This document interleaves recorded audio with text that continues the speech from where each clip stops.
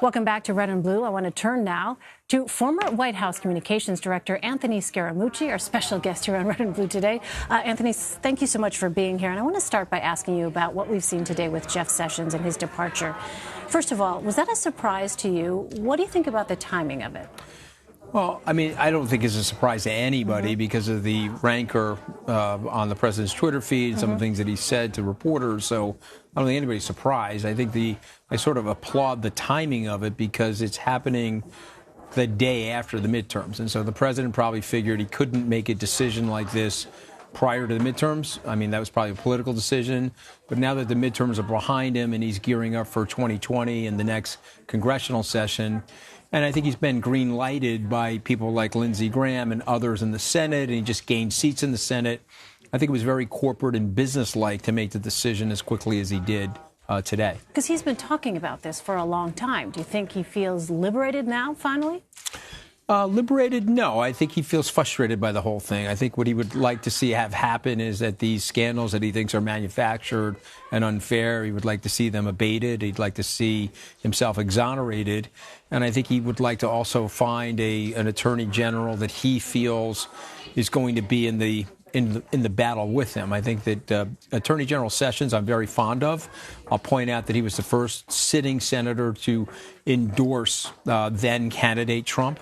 And so for me, I think the president just feels like he didn't have his back necessarily by recusing himself. Now, we could debate that. You know, maybe he had no choice but to recuse himself. I'm sure there's two sides to the story, but it doesn't really matter. You serve at the discretion of the president. If he wants you to serve for 10 days or 11 days, then he wants you to leave, then you leave. He's got the toughest job in the world. And I respect the letter that Attorney General Sessions wrote. And I also respect the idea that the president allowed him to resign, given his distinguished service over the years as a public servant. You know, the idea that the president agreed essentially on policy when it came to the issue of immigration, right? The president's signature issue. It was Jeff Sessions as Attorney General who carried out some of the toughest immigration measures, right?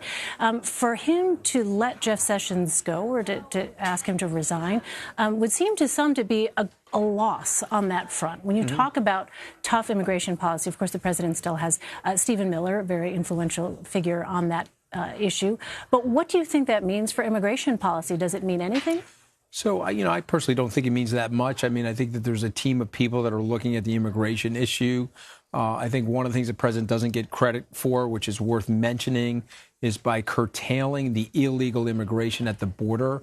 He actually took the slack out of the labor markets and tightened up wages for the bottom 10% of Americans. So there's a real reason why African-American unemployment and Hispanic-American unemployment are at historic lows. Some of it's related to the booming economy, but some of it's also related to cutting the slack in the labor markets. And I think there's enough people on the team that feel similarly to Attorney General Sessions or President Trump. I ask because, as you know, among conservatives, Jeff Sessions was really seen as someone who is a champion of being tough on illegal immigration. Yeah, but we were talking at your break that we're in a new world now. And so I think what's happening now is, the president's the leader of the free world. He gets the opportunity to pick his cabinet. It's a little bit like rotisserie baseball. Some people you're going to like, some people you're going to trade out of, some people you're going to trade out of very quickly. That would include myself. And I think the Attorney General, I think it's a good time for him to leave. And I think he can leave with his head held high. I think he did a lot of things that were beneficial, the Russian situation notwithstanding. So the president signaled there could be more changes in his administration. Any idea, any thoughts as to who might be next? I don't. But, I mean, isn't that what makes it so much fun? I mean, isn't that why your ratings are so good? I mean, we'll have to see what happens. You know, the president's great at creating that level of suspense, and so we'll have to see what happens. But it would also be natural. And when you think about it, 2 years in the administration, people are running very hard. They're working 24/7, many of which are away from their families. You do see a lot of turnover in the West Wing and in the cabinet, particularly around midterms. So much I want to ask you. We're running out of time quickly. Let me ask you about the midterms. How do you think the president's going to handle the reality of having Democrats now controlling the House? Well, I think it'll be frustrating for him, but I think he'll be able to handle it. I mean, what I say about the president, he's like a political Swiss Army knife, except he doesn't have a corkscrew because he doesn't drink. And so what happens is he'll pull something out of his arsenal that he'll deploy that will surprise everybody. So for me, something surprising, but not surprising to me, would be to cut a deal with the Democrats on infrastructure, or to maybe cut a deal, even as surprising as this sounds, on immigration. And so you have a situation where he's going to resolve the trade deal with the Chinese. I predict that'll happen over the next 2 or 3 months. And then he can move into the legislation session, potentially get an infrastructure deal done. And now he's got a pretty good narrative set up for 2020. So I think he is loaded with surprises, as you know and I know, and there could be some upside surprises to the Democrats controlling the House. Will you tell me one thing that you learned from your time in the White House?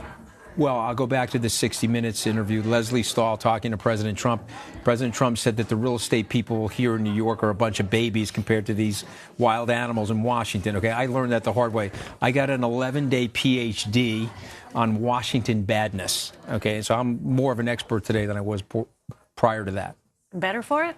Oh, way better. Yeah, absolutely. Way better. Less naive. My relationship with my wife is way better. I'm more appreciative about the things that I had. It was almost like a alternative universe for me. I felt like I was George Bailey crashing the car on the bridge, and I was like, how do I get out of this thing? And I'm now back in New York, and I get to talk to you. You're a lot more fun than the press box. Let's put it that way.